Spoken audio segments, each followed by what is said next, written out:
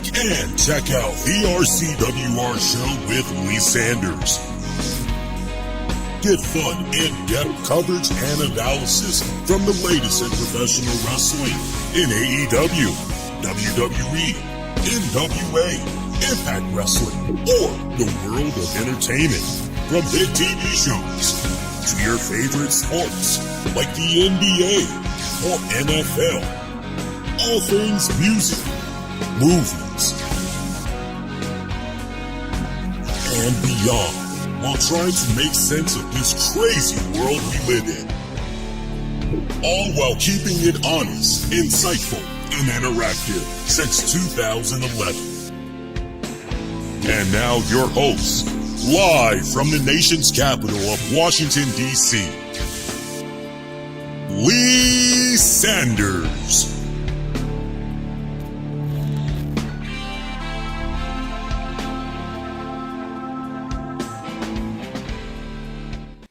Hey, boys and girls, what is going on? Lee Sanders with you guys for this Saturday night of, what is this, November 29th, 2025. Do not adjust your sound. I am recovering from I don't know if it's a cold or what, probably early signs of a cold when it's all said and done. I'm hoping I can get this flushed out of my system with the quickness, because I was supposed to give a in-class reading discussion this past week, but my professor decided, you know what?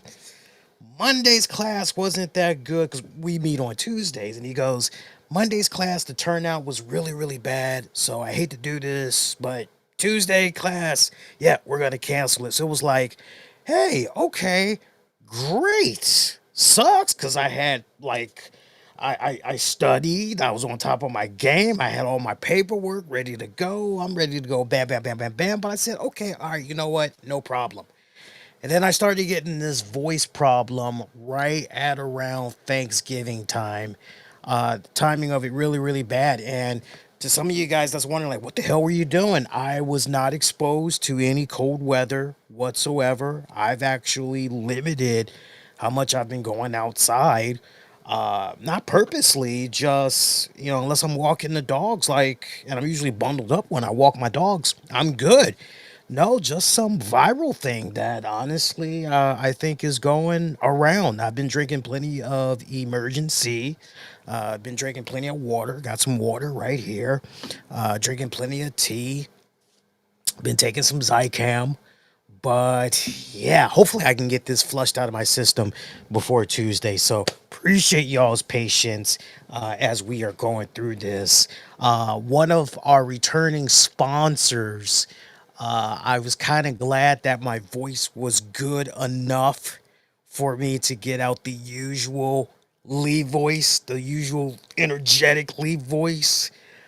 But this is as good as it's going to get. We'll see what we can make of this. But hey, at least on a good note, you guys that's checking out this post show, at least we're not going to be as long-winded as the PLE event itself. Of course, we're here on this Saturday night, this Thanksgiving weekend.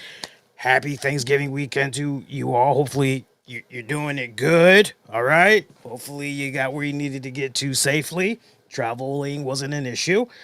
WarGames is now in the books. We do have a poll up on Twitter at the RCWR show asking you guys, what did you think about this weekend's WarGames? I gotta tell you, look, out of all the major WWE events that we get, Survivor Series, hands down, normally one of my personal favorites.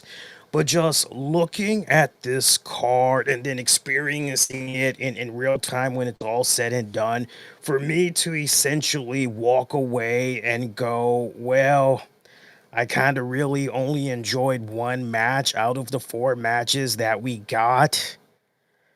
I mean, I gotta be honest with you, this was one of the worst Survivor Series that I've experienced as a fan in recent memory. And for me to say that take that with significant value because I don't say that easily. If you've been checking out the show long enough, I always say, yo, as far as my personal big four goes, and I've been at this, doing this show since 2011. We just celebrated our 14th anniversary a couple of days ago. SummerSlam, WrestleMania, Royal Rumble, Survivor Series. Those are my favorite absolute four. They never disappoint. Never disappoint. The Survivor Series, I'm just looking at this, and I went into this with an open mind. I'm going, look, there's so much, I'm trying to focus on the good stuff that's going on. The little bit of good stuff that's going on. I'm trying to focus on that, and I'm trying to have that keep me entertained, keep me in the loop. And everything just was, where do we begin with this? Seriously, where do we begin to talk about this paper? Let's just jump right into this. All right. So we kick things off with the women's war games. All right.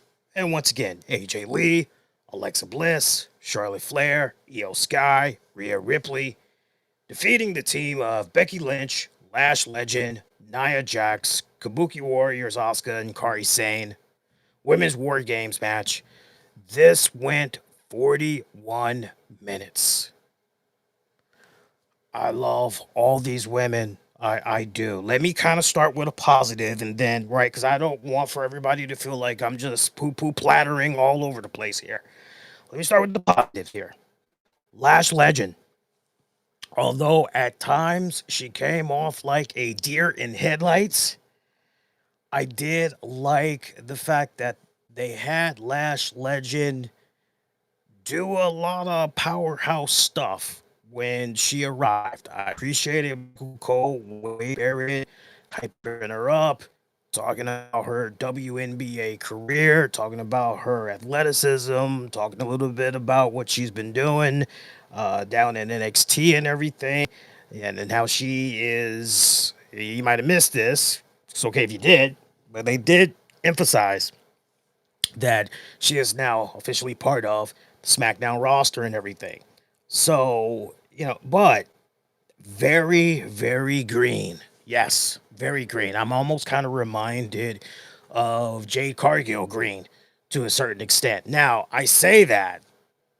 Some of you all may have to question, well, Lee, if you are observing that right now, do you think Lash Legend is going to take as long, if not longer, to show some type of improvement as opposed to Jade Cargill, which it really, really took. And some could even make an argument, well, Jade's got a little better, but not by much. I'm confident that Lash Legend, from what I've been seeing with her since I first laid eyes on her, coming up through NXT and everything, sister's just getting better and better. Just give her a little bit of time. Give her 6 months from today, and her in-ring game is going to be on a whole new other level. Make no mistake about that. But for the little bit that was asked of her to do, I thought she managed it well. It could have been better, but she did come off like a deer in headlights. Make no mistake about that. Another issue that I had with this women's war games match, what was going on with the color schemes? I say that because Charlotte Flair, she comes out, she's wearing this white, green, kind of pink attire. And it's basically to pay homage to a child with a form of cancer, a rare form of cancer, who she was first introduced to just a couple of years ago. And, you hear the story by the commentators. You're going, oh, that's like legit. You're like, oh, that's sweet. Like, okay, that's all right. That's what's up. That's cool. But then the one thing that kind of annoyed me as this women's war game match continued on, I see Io Sky. I'm going, color she's pushing is looking just a little bit too similar to what Charlotte Flair is pushing. Maybe I can kind of justify this by saying, well, not for nothing, Io's got a little bit of burgundy in her attire, and she's got a little bit of gold, so yeah. But then Nia Jax comes out, and Nia Jax is almost wearing the identical colors that Charlotte Flair is wearing. And I'm telling you, I bring this little fine detail, might not be a big deal to a lot of people, but I bring this up because just imagine you've got that remote control in your hand. Oh, honey, I'm going to try to see if I can find something good on TV here. And, you just flip it through the channels, and then, boom, you land on this PLE. And you just go, oh, this woman here, this big girl here, she looks like she's flipping out on her tag team partner. Why do you suppose that is? What's going on here? What's causing all this? Oh, right, because you're now looking at three people that have similar color schemes, and you're gonna kind of wonder, wow, am I watching a tag team that's kind of imploded here? Like, what's going on here? So I say all that to kind of say, like, it baffles me because normally, if you've done your fair share of interviews, you hear about women wrestlers. There's this sisterhood and everything, and they're doing each other's hair, they're doing each other's makeup. So you already know where I'm getting at, girl. What you gonna wear? Oh, I'm gonna wear this. Da da da da da. Oh yeah, that's what's up. Bet. And so you know the colors that they're going for, right? Why would you push those same colors? That's just all I'm saying. So I don't know. Maybe for some of you guys, that's not a pet peeve. And I see my webcam just zoomed in. Give me a second. Let me see if I can kind of help you guys out a little bit. There you go. Sorry about that. But yeah, I just have a little pet peeve about that. Rest of it though, here's another thing that was kind of quirky for me, just downright silly. So we see Kairi Sane come out, and she decides, and keep in mind that if I remember this right, the baby faces had the advantage because of what happened on SmackDown the other day. So the baby faces have the advantage here for Team WarGames. So keep that in your mind. So Kairi Sane comes out, and she's just casually taking her time. Matter of fact, I want to try to see if I can pull up for you, like, who all had came out first and all that, like who opened things up, and kind of go from there so we can really kind of set this up properly for you guys and everything. So Charlotte, Asuka, Flair, they kicked things off, right? And then they were able to go at it for about 5 minutes. Then we had somebody come out, and then basically every 3 minutes, another participant would come out and everything. Charlotte, Asuka, was kind of having flashbacks to yesteryear, when they were kind of going at it. I actually enjoyed them one-on-one and everything for what it was worth. All right, so then EO Sky comes out, brings her trash can lid with her. It's got her name painted on it. You're going, okay, 9 times out of 10, there's a trash can literally with her name on it somewhere. We're going to see this play some type of a big role in this fight. Okay, all right, cool, right? Next entrant, Becky Lynch comes out there. She's got a kendo stick. She's going after EO right away. Like, Becky's whole offense, everything made total sense. Everything made total sense when Becky came out there. Next up, you had Alexa Bliss. Alexa Bliss did not bring a weapon with her. She's attacking Asuka, right? Them two, they're doing their thing. Now we follow up. We got Kairi Sane. All right, now we set it up properly. So Kairi Sane comes out here, and she's just taking her dear, sweet, lovable time coming out here. And you're like, wait a minute now. The babyface has got the advantage. Kairi, if you're going to be making like an impact here, right? Your team, and they were kind of down here by the time Kairi came out.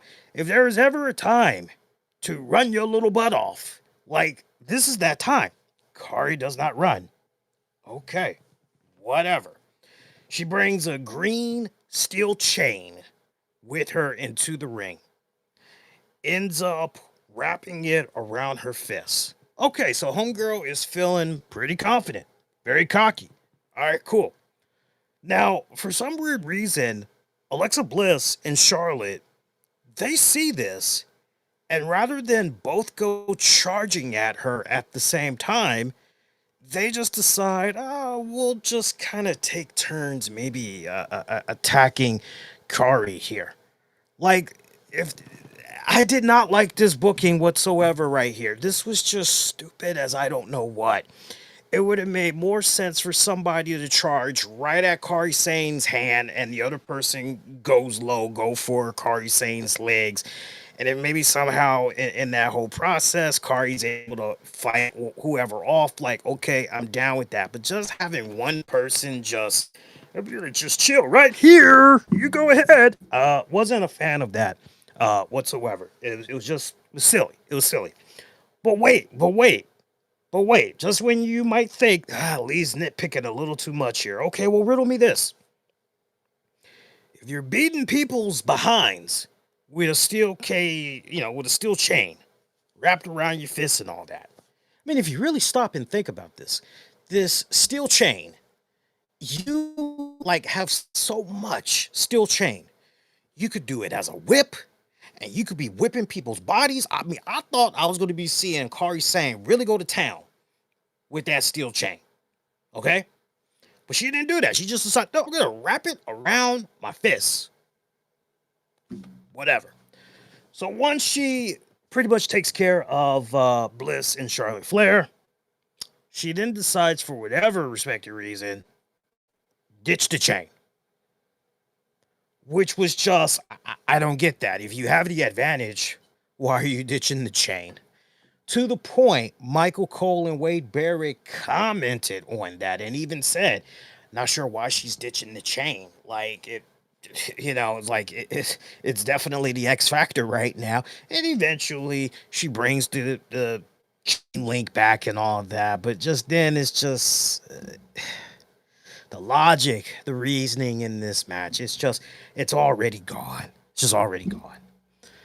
I did kind of chuckle and enjoy the spot where AJ Lee had a trash can that she was trying to get up to EO, who was high above the steel cage structure.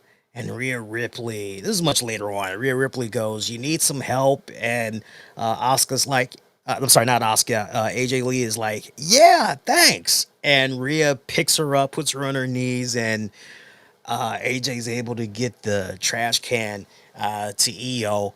EO does this, huge spot where, wait for it because it's like a freaking eternity as this person is on top of the trash can. And you've pretty much got, what is it? Nia Jax. Who else was in there for that trash can spot? Hang on here. I think it was Nia Jax. I think Lash was part of that too. Like all the heel girls were part of this, except for Becky Lynch with that trash can spot. All of them are just, mouths wide open, just, like I'm not gonna say that is awesome. I just thought that was the most. If I see somebody and I know what's coming, I'm just gonna move the hell out the way. Let them flop on the floor. I didn't enjoy it whatsoever. Just silly. Just freaking silly. Becky Lynch, poor girl at the very end, all alone, facing Alexa Bliss. Alexa Bliss tried to put her in the sister Abigail, but then Becky Lynch tries running for the cage. Charlotte pulls Becky down. And Becky just takes a whole bunch of finishers from everybody as AJ Lee slaps on that Black Widow, making her tap out. So after about 40 minutes and change, team of AJ Lee, Alexa Bliss, Charlotte Flair, Rhea Ripley, Io Sky picking up the win. Shout out to Rhea Ripley, by the way, who came out with a what's the movie franchise? Terrifier or whatever. The whole clown. She had a mask that was kind of inspired from that franchise and everything. Yeah, like this match, it just I wanted to like this. It wasn't a terrible War Games match, but this match alone proves to me why it's not necessary to do two War Games matches for Survivor Series. After seeing it's like, you know, I'm all for equal rights. I'm all for showing the women some love. Lord knows, people that's been watching my show for a long time, I am a big, big, big advocate of women's wrestling. This was just one of those examples where if I could have done things a little bit differently, I would have gone, you know what? We don't need to do war games or women's war games here. How about we just go with the traditional women's Survivor Series elimination match and let there be, I don't know, $500,000 up for grabs for the winning team. Like, do some kind of weird, weird stuff like that. I would have been fine with that. Now, then, of course, that creates the question, well, Lee, if you're going to go in that direction, then what do you do with that men's Survivor Series thing that was going down on SmackDown? Then you just eliminate it. You just eliminate it, period. Like, don't even, if you want to do a tag match, that's great, but this match was a prime example why you don't need to force something that really kind of has no business happening. That's just my personal opinion and everything. But yeah, this was kind of lackluster at the end of the day. The only person that really was walking in there with a ton of heat, that was a magnet for heat, was definitely Becky Lynch. But to the point too, Becky, Asuka, they kind of clicked pretty well together. A little bit of work that we saw in there from Naya, that was kind of good too. Lash Legend as just, okay, I'm gonna come in here. It's just gonna be me by myself, and I'm just gonna be wrecking havoc. And I feel so bad for her, man, because she got no reaction from the crowd whatsoever. No reaction from the crowd whatsoever. I'm talking about when she first came in. Now, later on during the match, when there was an opportunity where Lash went toe to toe with Rhea, the crowd kind of nodded their heads, and because then at this point, the crowd kind of saw what Lash was capable of, even if it was a little bit sloppy in a lot of areas. Timing was a little bit off. It was enough for the crowd to go, okay, well, okay, we kind of see what's going on here. All right, that looked good to us. All right, that's all right. So, but yeah, trust me.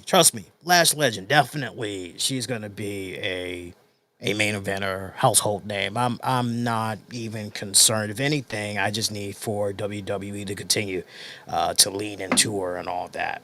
All right, let's talk about the next matchup. This is where the heartache just continues on. Intercontinental Championship match. John Cena defending against Dominic Mysterio. Great ovation for John Cena. His last WWE PLE. I know some people are going, well, wait a minute, Lee. So what are we calling Saturday night's main event?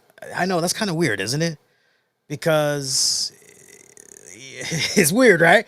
No, essentially, what we're watching of him at Saturday night's main event, even though it's not going to be on NBC stations, it's only going to be seen on Peacock. It is still considered a television event, right? So I know that sounds really weird. That sounds really, really weird. But the way WWE has dubbed tonight, this was John Cena's final PLE, right? Final pay-per-view. Okay? Let's call it for what it's worth. Great crowd too. That San Diego, California crowd at the Petco Stadium there. Gorgeous stadium. I gotta say, too. Man, 46,000, I believe, is in attendance. I can't wait to hear the official number and whether or not it was a sell. It kind of looks like it definitely was a sellout. Apparently, that stadium is home to the Padres, if you know your baseball. Gorgeous stadium. I gotta admit, the way they had the entrance and the ramp and everything set up, it had a big fight feel to it. I loved it. I loved it. Big fight feel.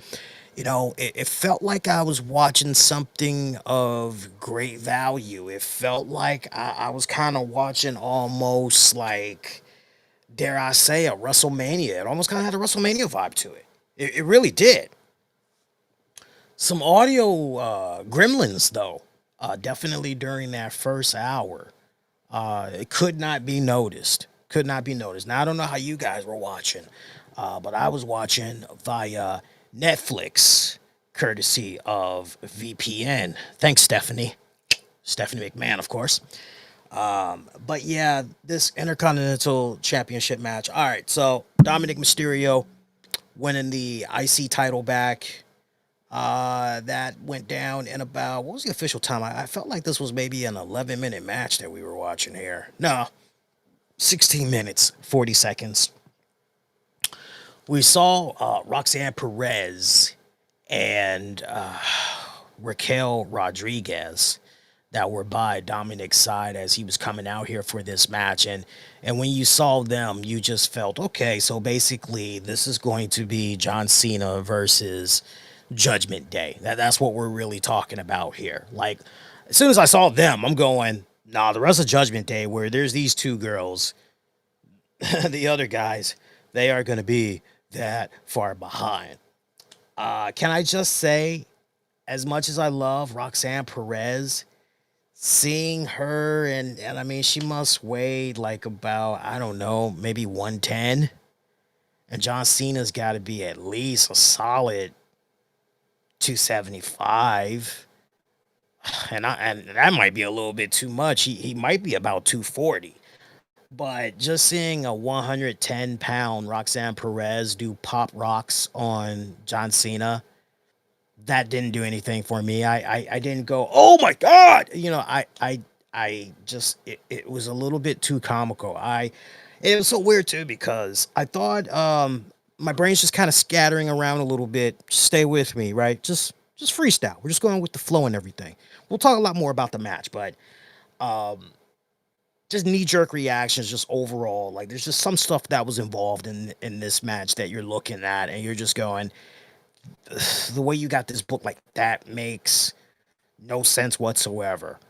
Raquel Rodriguez, pretty much doing a choke slam to John Cena. Okay, yeah, that's believable. I can buy that, especially with the way WWE has built up Raquel these past several months, right? Okay, I can believe that. But Little Roxanne coming in there, pop rocks, no. Now, if you want to do Little Roxanne low blowing the hell out of John Cena, just kicking him right in the crown jewels, maybe essentially setting up Raquel for that choke slam. Okay, I'm down with that. That's definitely believable, but make it make sense. That's all I want. Just make it make sense to me. Don't make it look so head scratching and everything. This match was overbooked like a mofo, as far as the interference goes and everything. Eventually we saw a scary spot go down, kind of similar to what we watched on Monday's Raw, involving Penta and who's the person that he was facing? Solo Sikoa, where Dom Mysterio did something off of the ropes. He did a little hurricanrana or whatever, and you're going, oh, this don't look good. Referees are going, checking in on Dom. Cena goes back in the ring. He's not really sure what's going on. He asking if Dom is okay and everything. And that's when Roxanne, Raquel, they get the jump in there on Cena that we just highlighted several seconds ago. Referee kind of gets to, turns out Dom was playing possum, by the way. Okay. Dom was playing possum. Tried to get a quick 3 on Cena. Match continued. Ref was pretty pissed off. Didn't like what was going down. He finally was able to put 2 and 2 together what was going down. Decided to eject Raquel and Roxanne. So they're now banned from ringside. Match between Dom, Cena continued on. Next thing you know, we see JD McDonough and Finn Balor. They come in there because at one point, referee, he gets taken out. John Cena fights them off. He actually manages to do a double AA on both guys. Both of them stacked on top of each other in the corner. Sets them up. Wham. One take. Does a double AA on him.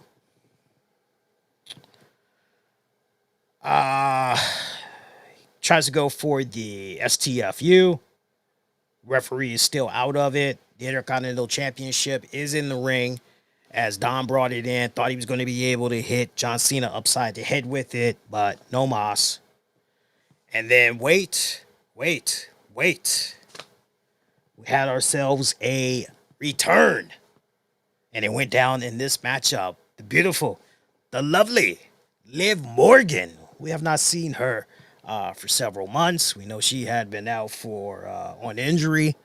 Latest buzz that was running around was maybe we might see her just in time for the Royal Rumble next year. But Liv Morgan came down there, skipping along. Dominic, so happy to see her. Kinda. Cena's looking on very shocked, not really sure what to make. Liv Morgan slaps the living hell out of Dom. Dom sold the hell out of that slap. Cena's looking on. He can't believe what he just saw. Liv's looking on at John Cena so happily. Liv jumps up into the arms of John Cena. I'm looking at this. I'm going, wait a minute here. So, Liv has a new love interest, and his name is John Cena. I don't think that's going to go that well for John's wife, but okay, whatever. Then the camera gets a zoom in on Liv Morgan's smiling face. Smiling faces, places. How that old school song go? Y'all that know your old school music, you know what I'm talking about. Turns out she gets this crazy-eyed stare, 1,000-yard stare, and boy, she went to town on the crown jewels there. Low blow to John Cena. Pretty much sets up John Cena in between the ropes there.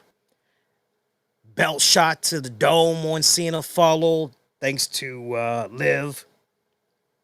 619 from Dirty Dom. Frog splash. Back on top again. Dirty Dom. Two belt Dom. Mysterio. Just the overbooking. It's just way too much. And it's like, wow. So after everything John Cena has done, like, you telling me there was, like, no guys in the back that, like, where the hell was Sheamus? Where the hell was Rey Mysterio? Where the hell, like, nobody was willing to come out there.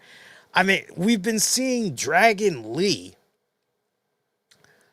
getting this rub off from, babyface superstars. Currently, AJ Styles. And speaking of AJ Styles and Cena, they had like one classic match. Like, none of these guys were available to come out there and kind of, like, I did not like the way this was booked at all. It was just another nail in that coffin for me of a painful reminder of how this Triple H Paul Levesque booking of John Cena during his farewell tour has been a complete bust. And now, like, if you're a John Cena fan, or even if you're not a John Cena fan, you're just a WWE fan, and you've just been kind of kicking back, scratching your head, looking at the way this whole Cena thing has been booked, you're going, so wait a minute. So John Cena lost this. He lost the Intercontinental Championship. If there was ever a reason to kind of make things more interesting going into the Saturday night's main event, it's like, okay, we're going to have the IC title on the line, and it's going to be John Cena's final match, final WWE match, period. Ooh, what an extra incentive. Like, now we just take all of that away, and now you're going, shit, seeing who's left in the tournament. Like, it's safe to say Gunther is going to be facing Cena, right? And it's like, are you going to have Cena beat Gunther? Or I did poll you guys on Twitter at the RCWR show. If you guys want to get involved on the Twitter poll, you guys can jump over there right now. I asked you guys, though, after seeing how all of this played out, I said straight up, I said, Jesus, I can't help but wonder now if John Cena will be losing in his final match on his way out the door in 2 weeks. It sure seems that way, doesn't it? Y'all cool with that? And if you guys are just now tuning in and you're wondering what is wrong with Lee's voice, viral code. I'm doing the best I can to recover. So I'm drinking everything you can think of. Tea, emergency, all that good stuff. So gave you guys 4 options. Coming in at 11%. I ain't good, Lee. This is bad. Coming in at a tie at 21%, we have let's just enjoy the ride. The other half of you said, yeah, I'm good, Lee. And top dog right now, with 47% of the vote, Cena gotta win last match. I mean, you would think he's got to, right? I mean, he's already lost 2, right? You know what's been the most baffling for me during this whole John Cena last tour, last time is now? You know what's been the most? I still go back to when John Cena faced a returning Brock Lesnar. And then Brock wins. And I'm going, how does this help Cena? Like, how does this make any type of sense whatsoever? And I quietly just said to myself, well, self, maybe WWE's just kind of planting the seeds here. And maybe somehow Lesnar's going to maybe get involved in the tournament. And who knows, maybe Lesnar will be one of those guys that will ultimately face John Cena. Maybe that's what's going to, and like, no, Brock just comes in there. And now if you were to say to me, oh, well, you know, they had to do that to Brock because look at how Brock needed to be utilized in WarGames and all that. Brock would have been fine regardless. That's my personal opinion. I mean, y'all can sound off, let me know, but I just feel Brock would have been fine either way personally, right? But, I mean, is it safe to say Gunther is going to be the final opponent for John Cena out here in Washington, D.C.? I mean, we got 2 weeks to go. Time will tell. The match itself, though, between Cena and Dom, I mean, putting the interference to the side, it was good. It was good. It was nowhere near the first round a couple of weeks ago when we saw them on Monday Night Raw and they were going at it one-on-one. It was nowhere to that level. I mean, the interference really was baked in on this one and everything. I mean, Dom getting the belt back and everything. I mean, yeah, whatever. Personally, though, you should have just had Cena hold that bad boy going into Saturday night's main event. That's just me. Next matchup on the card, women's world title match. Stephanie Vicaire successfully defending against Nikki Bella. This went 12 minutes. God bless that Stephanie Vicaire. Stephanie Vicaire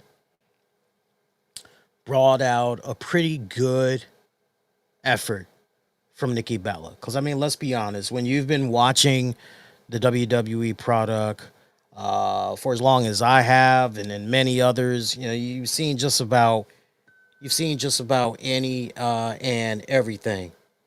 Why is that? What is that? A recap?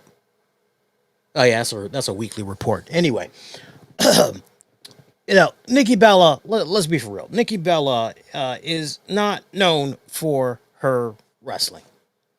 Let's just be crystal clear about that. That's not being mean. That's not being a dick. That's just being honest and everything.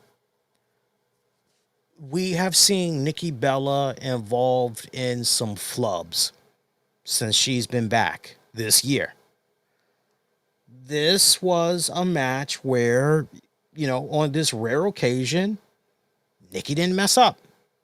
Nikki didn't do anything that was embarrassing. Nikki's not going to make it on Botchamania this coming week. Okay. Nikki did good. She did good. But she's never, as long as I can remember watching her career, she's never been, if anything, Brie. I have been on this show and I have always said Brie, between the two, I've always said Brie has been the better wrestler. Straight up. Brie has been the better wrestler. Vakir actually managed to make Nikki look pretty damn good than what we're normally used to seeing of Nikki Bella. Um, Stephanie Vakir really made this be a acceptable match. Now, was this a pay-per-view quality type of match? Like, did this match belong on the pay-per-view card? No. You would have been fine with this as a main event for Raw okay. But was what it was. Stephanie Vakir retaining, and make no mistake about it. The fact that Stephanie beat her clean in the middle of the ring, like, there should be no reason for this to even run back, right? I don't see this being run back. And, if you're a Stephanie Vakir fan, you're going, good. So now we can move on to bigger and better things. And honestly, I would like to believe that in a very near future, now we know in regards to the women's IC title, we know Ivy now. And who's the other one? Roxanne Perez. And kind of Raquel Rodriguez as well. They're eyeing Maxine Dupree. So those girls are preoccupied right now, right? We know Becky Lynch is not done with AJ Lee just yet. Those girls are still just getting started up. And next time, trust me, AJ Lee is in the building on site. Becky Lynch gonna tap that ass. All right, there's a beat down for AJ Lee coming to her, whether she realizes or not. Right, Becky gonna tap that. Best believe that. Okay, best believe that. So as far as Becky maybe being involved in the women's picture there, trying to do something with Stephanie Vakir, like I'm not seeing that go about. I think in the immediate future there, Kabuki Warriors, Rhea Ripley maybe kind of somehow in the mix there. EO Sky, like those are the ones y'all really need to be focusing on right now, who could be getting a shot at Stephanie in the near future for her women's championship and all that. Also, shout out to Xavier Woods, Kofi Kingston, and Grayson Waller. They were doing a plug there for WWE Supercard. If you haven't been playing WWE Supercard in a minute, y'all missing out. Some new fun game modes is in there. I know they just debuted uh, Joe Hendry's card in there. It's part of a quest. The quest is going on for like about 2 weeks. You got to earn a whole bunch of ovation tokens. You get like about 100 ovation tokens.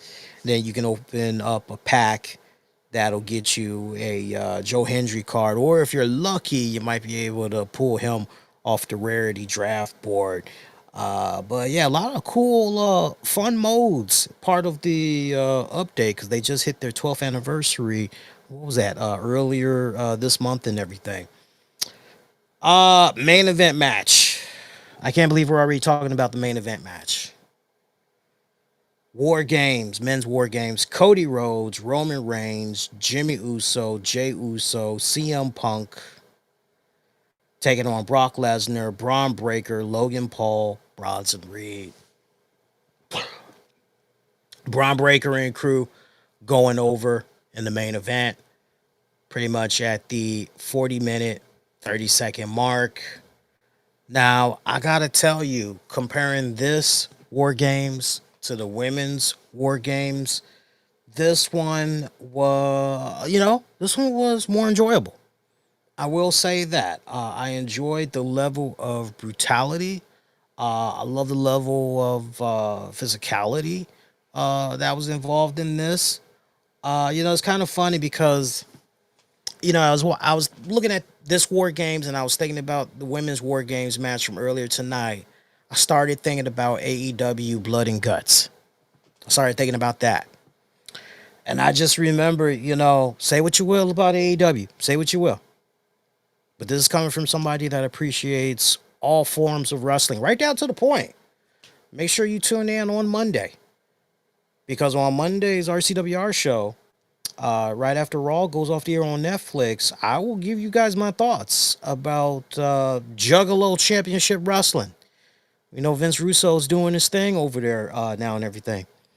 But I was thinking about AEW Blood and Guts, specifically the Blood and Guts matches, and I was just like, yo, what the women did in AEW over there, yo, that shit was better than what the women did in WWE for their War Games match. Fact. I'm looking at the men's War Games match. I'm definitely going, yo, this is better. This is better than what the women did earlier in the night and everything. So, scary spot involving Braun Breaker as the first two guys that opened up this contest. It was CM Punk, Braun Breaker. They're going at it and everything. Eventually, I'm trying to think. Now, if I remember, Logan Paul had won the right to give their team, the War Games advantage, right? So, just kind of going back to my notes here. Let's scroll up to the top here. Because I remember there was a spot that involved Braun, Cody, and CM Punk. And shit got scary real quick here. Let me just see if I can find in my notes here. Yeah, Drew McIntyre came out. Yep, like a maniac.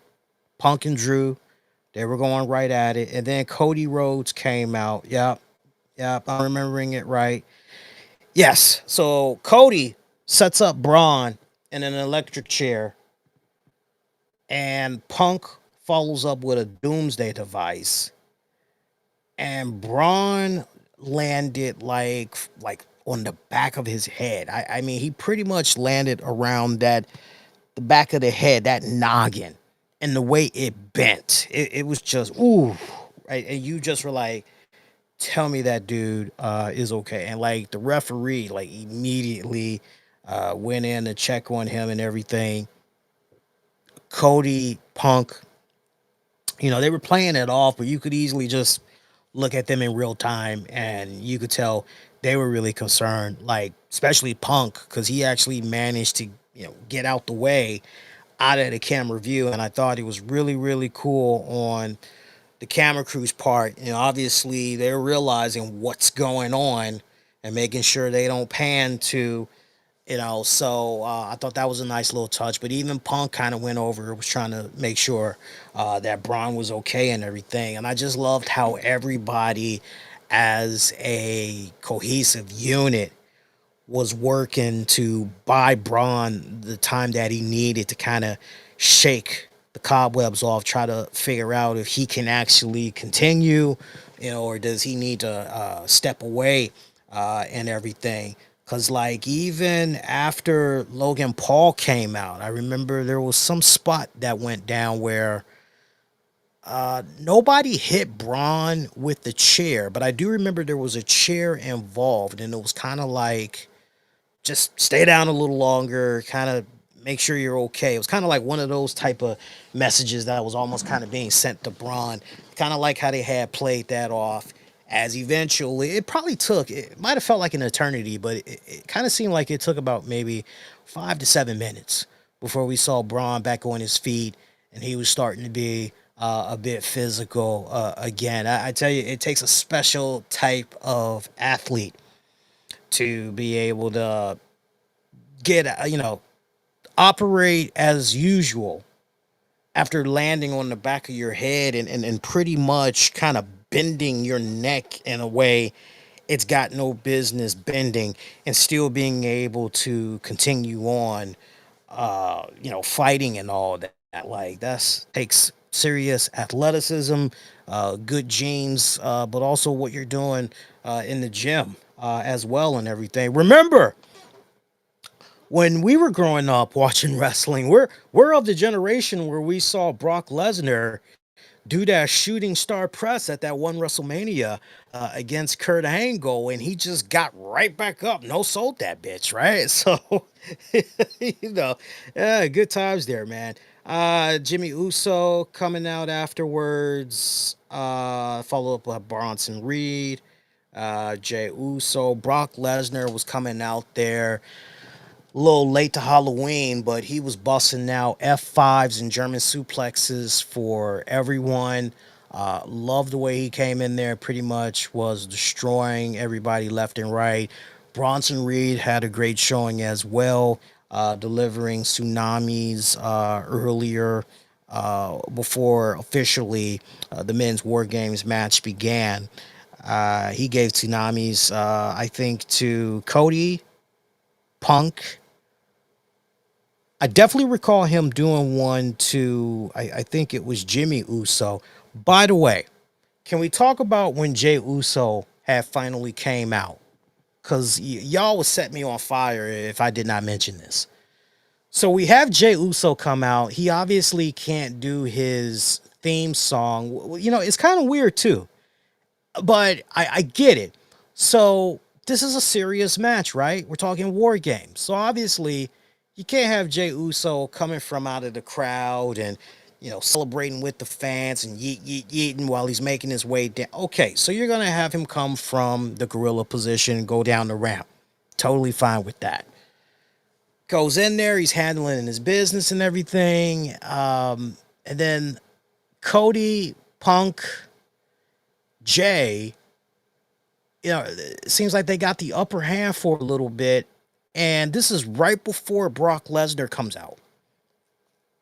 What does Jay Uso decide to do? Jay Uso decides, well, while we're here, let's celebrate, play my music again. And so everybody's now celebrating. Everybody's yeeting. And the crowd is yeeting. I just shook my head. I know it's not Jay that's saying, yo, like, I know that it's the people that's writing this, but that is just like the most stupidest goddamn thing that I saw tonight. That had to have been the stupidest damn thing that I saw tonight because, like, we're talking War Games. No, like, don't take your foot off the pedal now. You got your opponent right where it needs to be, and like you want to continue to beat these guys down, and if need be, you want to try to have these guys set up in a way, have their wrists tangled up in the rope so it's difficult for them to get out. You want to show a sense of unity because you don't know who's getting ready to come out here. As a matter of fact, I'm just looking at the numbers game here.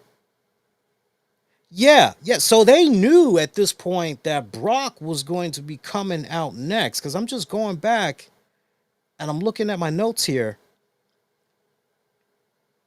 See, I'm specifically when Jay Uso comes out. Bear with me a second here. Let's see when Jay comes out. Yeah, Jay comes out. Then it's Brock. Then it's yeah. So they knew that Brock was going to be coming out next because the bad guys got the advantage. So why even take the time out to do the dance? And I looked at that alone, and I'm surprised the commentators really did not, especially Wade Barrett. Like, if there was ever a time for Wade Barrett to go, you know what, you should lose. Your team should lose just off of that alone. Like that would have been a perfect line right there. But when I personally looked at that spot, I'm going, these guys should lose just for that. Like seriously, because that was just it was dumb. It was really really dumb.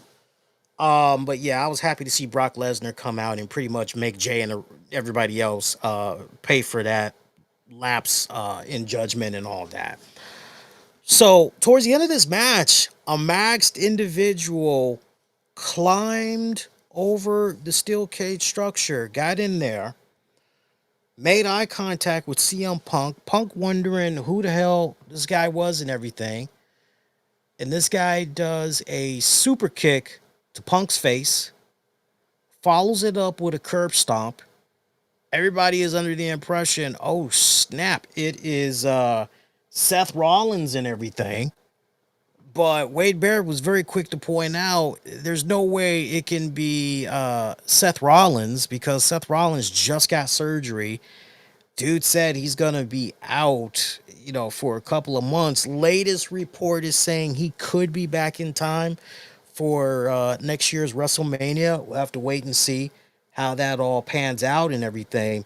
I have my own theories on who I think this maxed individual is. Given, first of all, I know some people are going to be like, it's got to be Chris Jericho. I've watched Chris Jericho in AEW. Let me tell you something. Jericho cannot climb up a steel cage that good and that fast. So it ain't Chris Jericho. Let's go ahead and eliminate that right now. If they're maybe trying to set it up so that maybe in the near future it could potentially be, you relatively might be able to sell me. I don't think it's Chris Jericho. I don't think it's Chris Jericho. So then who is it? That's the question. Who is it?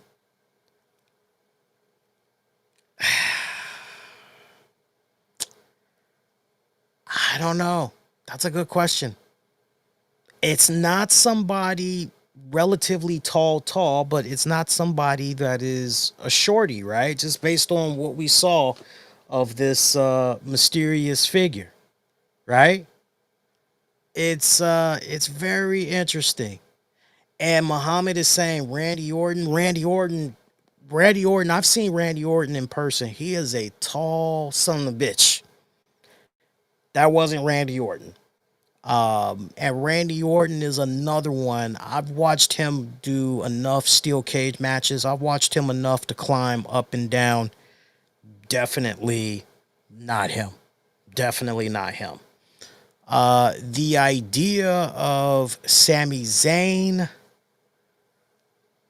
I don't know about that one. I don't know about that. I know that was teased. We've seen Heyman kind of, that would be some very interesting circle of life, full story, you know what I'm saying? Full circle type of storytelling that you would have to, WWE would have to really, really, and I don't have faith that WWE is that smart, Muhammad and everybody else. Now, I do believe that WWE come next year's WrestleMania, I do believe that Sami Zayn is going to be involved in a world heavyweight title picture. I do believe that, but as it stands right now, in regards to what we saw here tonight in the main event match, again, for those of you that, and this goes specifically to those of you that watch Survivor Series tonight, or you're going to be watching it this weekend. Once you've gotten a good look at this person's body and all of that, and you kind of, your guys, taking those two names that we just discussed without just guessing, just put your best educated guess out there and try to figure out who you think that person is that attacked CM Punk. It's interesting how whoever this bagged individual is, they did not attack Bron Breakker. Now, we know for a fact it's not Seth Rollins because Becky Lynch, remember what Becky Lynch said to Paul Heyman? some weeks back, Lynch pretty much told Paul Heyman, yo, Seth kind of expected this from you. He wasn't expecting any different. And I promise you, when Seth comes back, right? You remember what she said to Paul. So we know it's not Seth Rollins, but it's definitely going to make things very interesting once Seth Rollins does return, right? Because you almost kind of get the impression, you know, well, was it Rollins or wasn't he? I can see CM Punk somehow maybe crossing paths with Becky Lynch, maybe as early as Monday's Raw, or next week or two. Hopefully, it happens in the next 36 hours. I can see him crossing paths with her. Hey, where's your punk ass husband? And she's giving it to him on the real. Yo, I don't know what the hell you're thinking, like, but that wasn't Seth, right?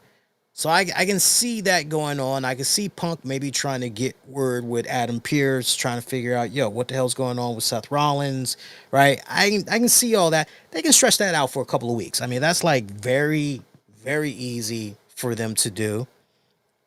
I could even maybe see them do something. Muhammad, now you're just guessing, dude. Muhammad, did you watch the pay per view? I'm curious. I'm not picking on you. I'm just curious if you watched the pay per view because now you kind of come off like you're guessing. Um, but I can see them doing something where CM Punk may say something along the lines of, you know what, Seth Rollins, if you got the balls, won't you show up at the Royal Rumble? I could see him maybe saying something along those lines. And maybe Rollins does appear at the Royal Rumble, but to the dismay of CM Punk, Rollins shows up in a sling and maybe he goes, nah, I'm telling you, dog, like it wasn't me. I'm not medically cleared yet. I could see him saying something like that, but like rest assured, like whoever is making a mockery of me and blah this and blah that, I promise you, I can see something like that being played out. Now, one name I am going to throw at you guys. One name I am going to throw at you guys. Maybe, just maybe, it's a long shot, but maybe Jake Paul.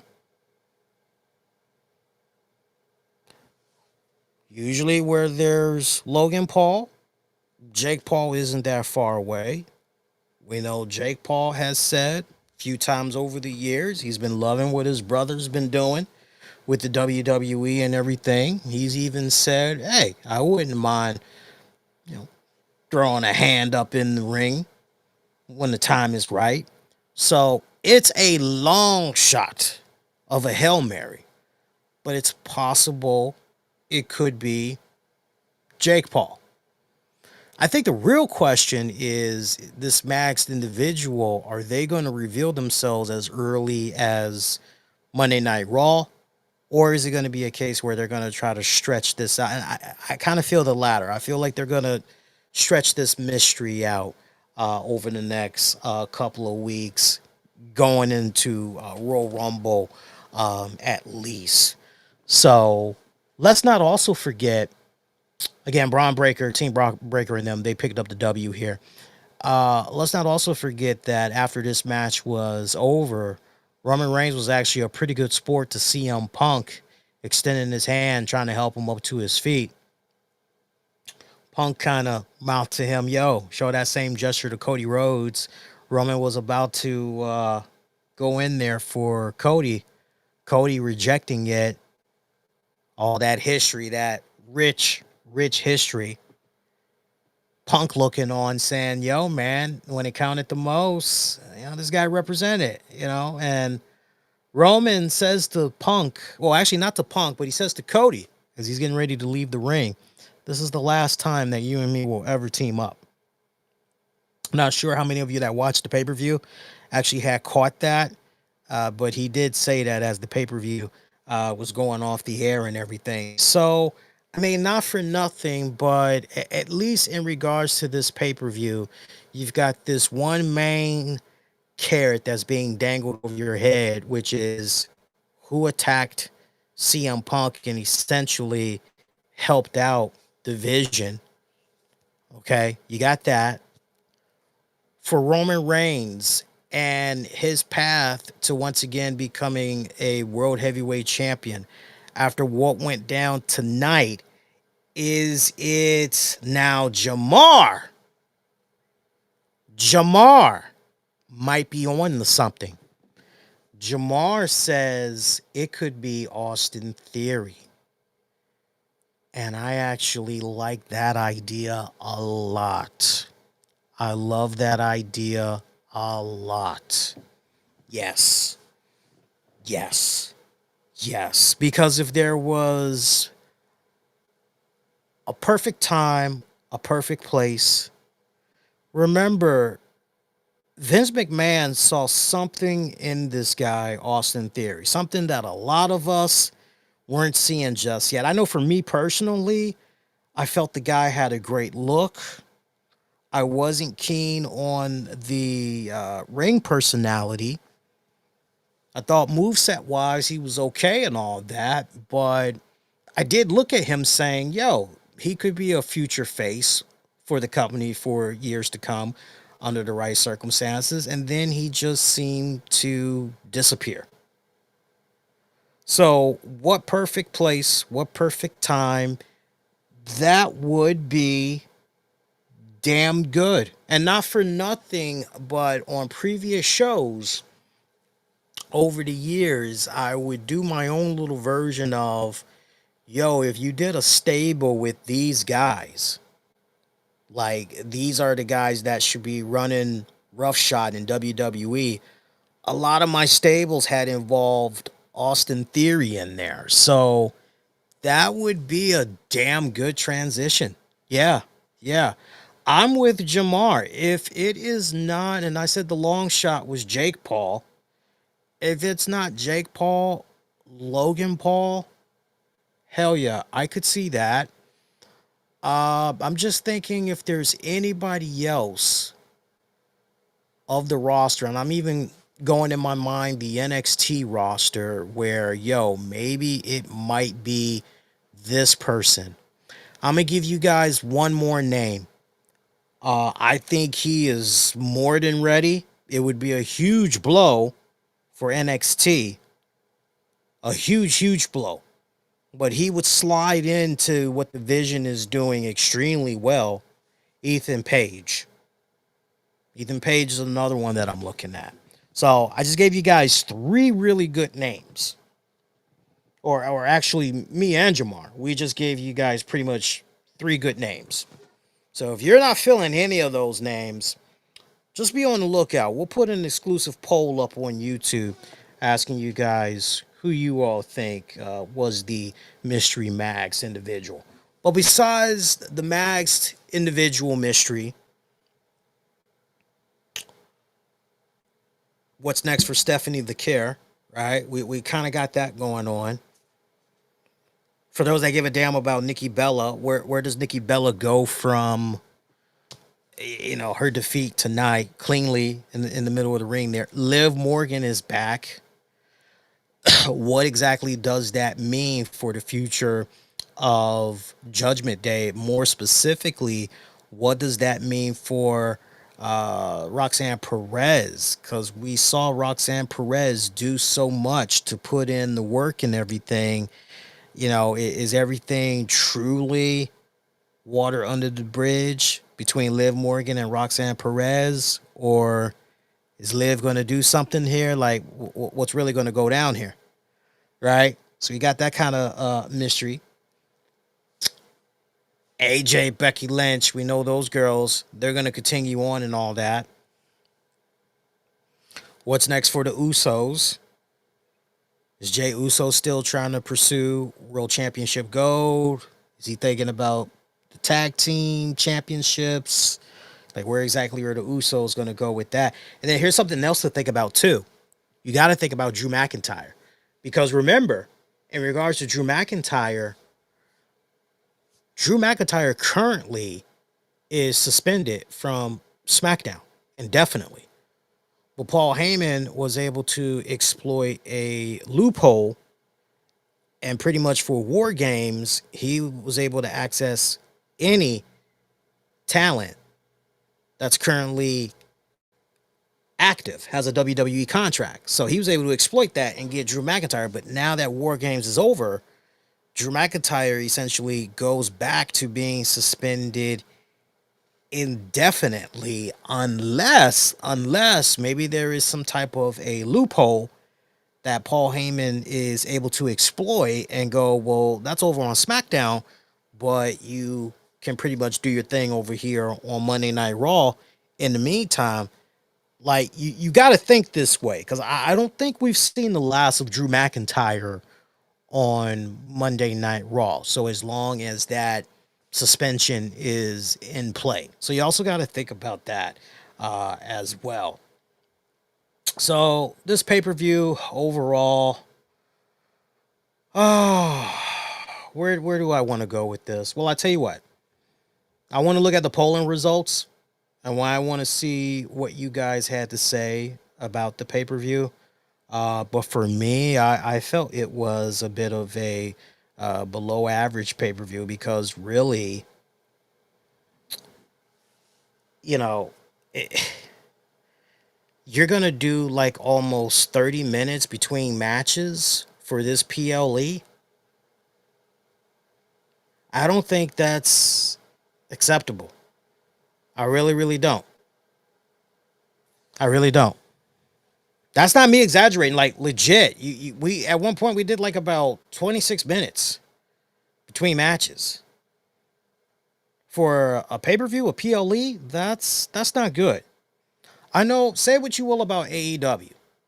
Oh, it's just match after match after match after match, but at least Tony Khan and crew, they're trying to make sure that they're sandwiching in and really making sure that they're giving you their money's worth and everything.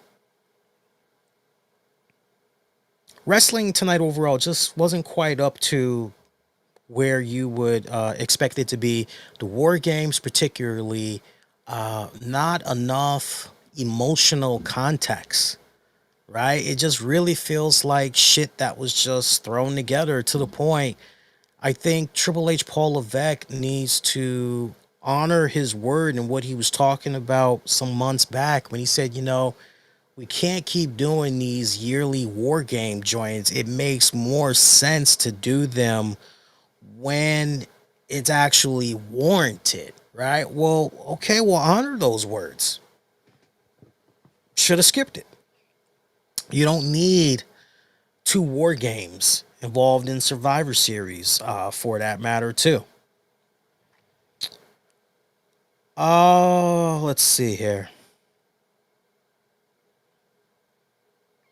Just trying to think. Yeah, a lot of fuckery was going on. Yeah, not really the best one. Let's see what you guys had to say, though.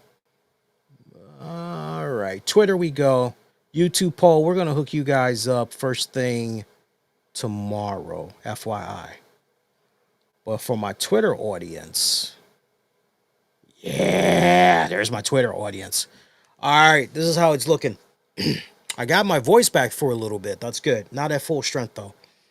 15% of you are giving Survivor Series a thumbs up. Meanwhile, 17% of you are saying that mystery man, though. Y'all are curious who that individual is. 29% of you said it was a thumbs down overall. Coming in top dog right now, 39% of you said Survivor Series is a below average show. Yeah, I gotta this feels like a 5. I almost want to say like a 4.75, but I'll go halfway. 5 out of 10. Again, this was definitely, compared to previous Survivor Series events, definitely I've seen better. This was by far one of the worst Survivor Series that I've seen. And you would have thought that with a simple card, 4 matches, we would have got like some serious bang and all that. But no, for all the reasons that I highlighted before, just didn't land. It just did not land right at all. So, grade scale, A to F. I would give Survivor Series I don't think a C minus is bad, is it? C minus. I mean, it's like literally C minus to a D plus. It's like somewhere between there. Right now, I'm gonna say C minus. Let's see if that changes, because usually what we do here on this show, 24 hours later, like after we come on for the Raw post show, I usually will revisit and let you guys if I'm standing firm, or and very seldom I'll switch my rating.